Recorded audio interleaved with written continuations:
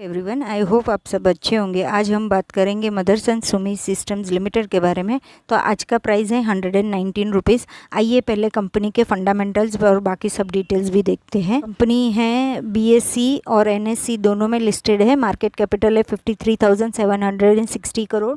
Stock PE है 36.7। ROC है 8.53%। Current price है 119। बुक वैल्यू है 28 रुपया। ROE 8.97%। High price 224। लो प्राइस है 119। बुक डिविडेंड है 1.25%। फेस वैल्यू है 1। बुक वैल्यू से करंट प्राइस बहुत ही ज़्यादा है, यानी ये नेगेटिव पॉइंट भी बोल सकते हो, या तो ये भी बोल सकते हो कि इतना 119 रुपीज़ इतना ज़्यादा प्राइस होने के बुक वैल्यू से ज़्यादा होने के बावजूद भी ये कंपनी की डिमांड की वजह से ये शेयर्स बाई हो रहे हैं इतने प्राइस में। अगर कंपनी के पॉजिटिव पॉइंट्स देखेंगे तो कंपनी ने हेल्दी डिविडेंड दिया हुआ है और वो मेंटेन भी करके रखा हुआ है 38.48% से। और सेकेंड पॉइंट है, कंपनी ने जो प्रमोटर्स ने जो होल्डिंग रखते हैं शेयर्स, वो 6.43% से इंक्रीज़ किया है लास्ट क्वार्टर से। अगर कंपनी के नेगेटिव पॉइंट्स देखेंगे तो कंपनी का, जैसे मैंने बताया कि जो बुक वैल्यू से है वो करंट प्राइस बहुत ही ज़्यादा है। तो अगर आप बुक वैल्यू से करंट प्राइस को मल्टीप्लाई करेंगे 4.42 टाइम्स से, तो आपको करंट प्राइस मिल जाएगी। सेकेंड पॉइंट, कंपनी ने लास्ट 5 ईयर से सेल्स कम हुआ है 9.04% से। थर्ड पॉइंट, कंपनी ने लो रिटर्न ऑन इक्विटी 11.49% हुआ है लास्ट 3 ईयर से। और लास्ट पॉइंट है, company might be capitalising interest cost. आइए कंपनी का क्वार्टरली रिजल्ट्स भी देखेंगे। तो सेल्स देखेंगे ना, तो मार्च 19 में देखेंगे तो 17,000 करोड़, जून 19 में 16,000 करोड़, फिर 15,000 करोड़, 15,000 करोड़, 14,000 करोड़, 8,000 करोड़, 14,000 करोड़, 17,000 करोड़, 16,000 करोड़, 16,000 करोड़, और फिर सितंबर 21 में 14,000 करोड़ और 16,000 करोड़ है दिसंबर 21 में। अदर इनकम कंपनी की देखेंगे तो आगे के साल में 89 करोड़, 75 करोड़, 184 करोड़, 177 करोड़, 116 करोड़, 47 करोड़, 109 करोड़, 237 करोड़, 255 करोड़, 253 करोड़, 237 करोड़, और दिसंबर 21 में 275 करोड़ है। नेट प्रॉफिट अगर कंपनी का देखेंगे तो आगे के सालों में 410 करोड़, 332 करोड़, 385 करोड़, 271 करोड़, 183 करोड़, और जून 20 में देखेंगे तो 810 नेट लॉस है, 810 करोड़। फिर उसके बाद 338 करोड़ वापस प्रॉफिट, 798 करोड़, 714 करोड़, 290 करोड़, 217 करोड़ और 245 करोड़ दिसंबर 21 में है। अगर EPS देखेंगे तो आगे के साल में EPS था 1.30, 1.05, 1.22, 0.86, 0.58। वापस जून 20 में नेगेटिव था -2.57।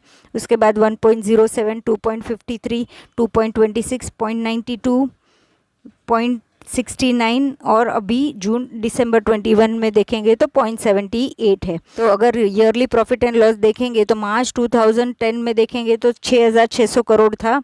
मार्च 11 में देखेंगे एक साल के बाद तो 8,200 करोड़, फिर 14,000 करोड़, फिर 25,000 करोड़, 30,000 करोड़, 34,000 करोड़, 37 करोड़, 42,000 करोड़, 56,000 करोड़, 63,000 करोड़।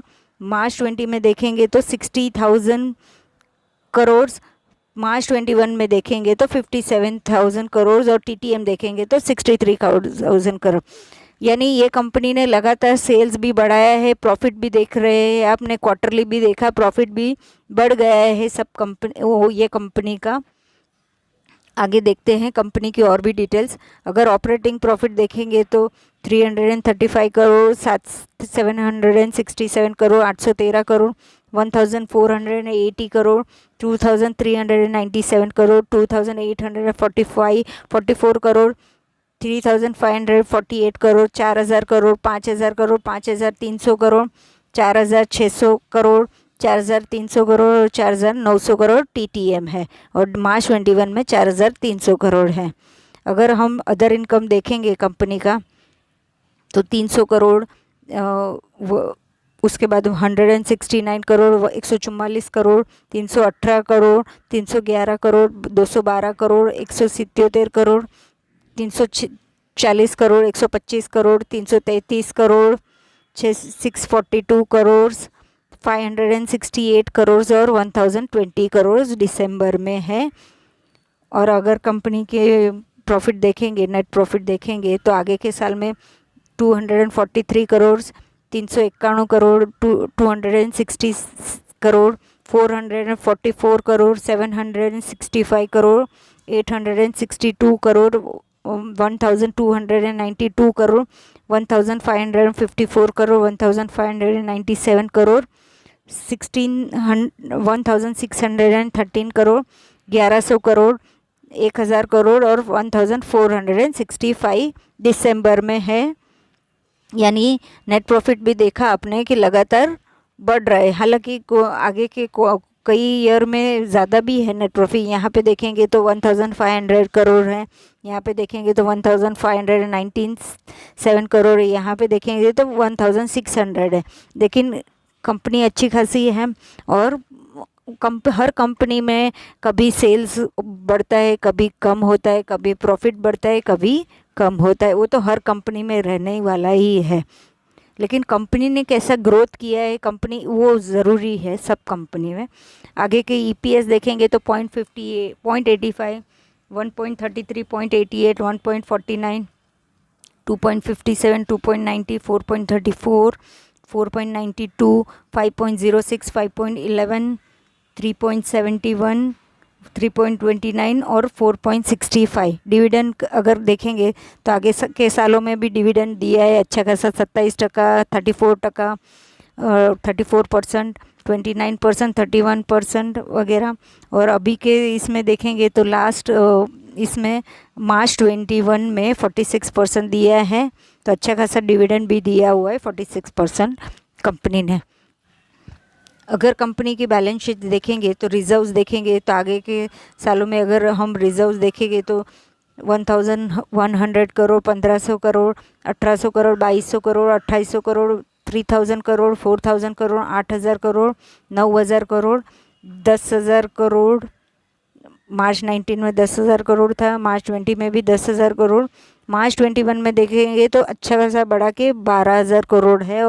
और सितंबर 21 में देखेंगे तो 12,000 करोड़ है, थोड़ा सा और बढ़ाया है। कंपनी के बोरोइंग्स देखेंगे तो वो भी लोन भी बढ़ गई है, यानी ये माइनस पॉइंट हो सकते हैं। रिजर्व पॉजिटिव पॉइंट और बोरोइंग्स है वो माइनस पॉइंट है कि यहाँ पे बोरोइंग्स देखेंगे तो 8,800 करोड़ ही था, यहाँ से 1200 करोड़ था, यहाँ पे 4,000 करोड़। मार्च 13 में देखेंगे तो 4,000 करोड़, मार्च 14 में 4,800 करोड़, 5,000 करोड़, 6,000 करोड़, 10,000 करोड़, 10,000 करोड़, 11,000 करोड़, फिर 13,000 करोड़ मार्च 20 में देखेंगे और 11,000 करोड़ मार्च 21 में देखेंगे और सितंबर में भी 12,000। यानी रिजर्व जितना बड़ा है उतना ही लोन भी उतनी ही है, तो ये तो नेगेटिव पॉइंट्स भी बोल सकते हैं। अगर अदर लाइबिलिटीज़ भी देखेंगे तो अदर लाइबिलिटीज़ भी ज़्यादा है। अगर आगे के साल में देखेंगे तो 1,700 करोड़, 2,200 करोड़, 5,000 करोड़, 5,500 करोड़, 7,000 करोड़, 8,000 करोड़, 9,000 करोड़, 13,000 करोड़, 16,000 करोड़, 20,000 करोड़, 20,000 करोड़ मार्च 20 में, फिर 23,000 करोड़ अभी सितंबर 21 में 22,000 करोड़ है। यानी अदर लाइबिलिटीज़ भी ज़्यादा है। अगर असेट्स देखेंगे कंपनी का तो 47 करोड़ है कंपनी का। और आगे के साल में अगर कितना असेट्स था वो भी देख लेते हैं, क्योंकि वो भी इम्पोर्टेंट है। आगे के साल में अगर असेट्स देखेंगे तो यहाँ पे 3,000 करोड़, 5,000, 11,000 करोड़, 12,000 करोड़, 15,000, 17,000, 19,000, 31,000, 36,000 असेट्स, 42,000 असेट्स और अभी 45,000 असेट्स, 47,000 और अभी सितंबर में 47,000। यानी यहाँ पे 12 और 22 और 35, 33 के आसपास बोरोइंग्स और अदर लाइबिलिटीज़ है और असेट्स अच्छा खासा है। तो थोड़ा ऑन एन एवरेज ठीक ठाक है कंपनी, इतना बुरा भी नहीं है कंपनी। अगर कैश फ्लो कंपनी का देखेंगे तो कैश फ्लो यहाँ पे अगर आगे के साल में देखेंगे तो कैश फ्लो है 67 करोड़, 6 करोड़, 95 करोड़, 243 करोड़, 1019 करोड़, 3000 करोड़। यहाँ पे मार्च 18 में नेगेटिव है 2000 करोड़। फिर यहाँ पे मार्च 19 में 700 करोड़ और मार्च 20 में 1300 करोड़ है, और अभी मार्च 20 में थोड़ा कम करके 1000 करोड़ है कैश फ्लो। अगर कंपनीज के डेटर्स देखेंगे तो मार्च 21 में डेटर्स डे है 36 डेज में, यानी कस्टमर से पेमेंट आ जाता है 30 दिन में या 40 दिन में आ जाता है। ऑन एन एवरेज हम देखेंगे तो 30-60 दिन में पेमेंट आ जाता है, ऐसे हम अज्यूम करते हैं कंपनी का। अगर आरओसी देखेंगे तो 9% है कंपनी का। अगर शेयर होल्डिंग पैटर्न्स देखेंगे कंपनी की तो प्रमोटर्स के पास है 68.16%, एफआईआईज में है 9.81%, डीआईआईज में 10.51%, पब्लिक के पास है 11.53%। यानी अगर कंपनी का अच्छा भी होगा तो प्रमोटर्स को प्रॉफिट ज़्यादा होगा, अगर कंपनी का बुरा होगा तो सबसे पहले प्रमोटर्स होगा, कोई ही बुरा होगा, नेगेटिव होगा। यानी क्योंकि प्रमोटर्स के पास सबसे ज़्यादा शेयर्स है, इसके लिए एफआईआईज में 16.43 दिसंबर में थे, जो उन्होंने कम करके 9.81% है। और प्रमोटर्स के पास जो दिसंबर में 61% शेयर्स थे वो 68% है। और बाकी के इसमें भी यहाँ पे डीआईएस में भी देखेंगे तो 13% थे, वो कम करके यहाँ पे 10% कर दिया है। और पब्लिक के पास बढ़ा के 7% थे, वो 11% कर दिए। यानी प्रमोटर्स एफआई डीआईएस में पब्लिक के पास सब ये कंपनी के शेयर्स है। और जैसा मैंने बताया कि प्रमोटर्स ने अपना होल्डिंग बढ़ाया है, तो हो सकता है कि वो कंपनी आगे ग्रोथ करने, ये क्वार्टर का जो ग्रोथ करेगी उसके लिए प्रमोटर्स ने अपने अच्छे खासे शेयर्स बढ़ाए, ऐसा मुझे लगता है। अगर कंपनी का आज का प्राइस देखेंगे तो 117 रुपया है। अगर 5 डेज़ के हिसाब से, यानी ये भी नेगेटिव है, यानी ये प्राइस जब भी मार्केट ओपन हुआ था तभी प्राइस कम हुआ होगा, और बाद में फिर 121 रुपया प्राइस था पहले जब भी मार्केट ओपन के टाइम पे, और अभी 117 रुपया प्राइस है। 5 डेज़ के हिसाब से देखेंगे तो 11 पॉइंट कम हुआ है, -11% से कम हुआ है। 1 मंथ के हिसाब से अगर देखेंगे तो 17% कम हुआ है। 6 मंथ्स के हिसाब से 50% कम हुआ है। ये YTD देखेंगे कंपनी का तो 47% से प्राइस कम हुआ है। 1 ईयर के हिसाब से देखेंगे तो 49% से प्राइस कम हुआ है। अगर हम 5 इयर्स के हिसाब से देखेंगे तो 35% कम है। और अगर मैक्स चार्ट देखेंगे, यानी ये कंपनी स्टार्ट हुई थी तभी जनवरी 2099 में, 1 जनवरी 1999 में ये प्राइस था सिर्फ 12 पैसा, यानी पेनी स्टॉक था। आज प्राइस मिल रहा है 120 के आसपास का अंदाज से। तो कितना परसेंटेज प्राइस बढ़ गया है? 99,025% से।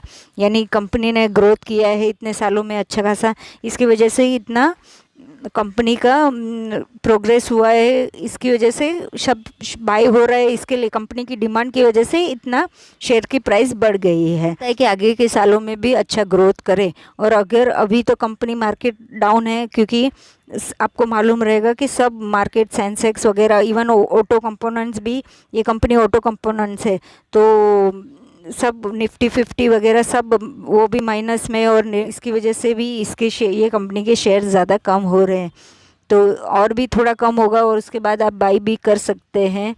कंपनी अच्छी खासी है, ऐसा मुझे लगता है। आई होप आपको मेरा वीडियो पसंद आया होगा, और अगर आया होगा तो प्लीज़ लाइक करें, शेयर करें और मेरे चैनल को सब्सक्राइब भी करें। Thank you for watching, bye.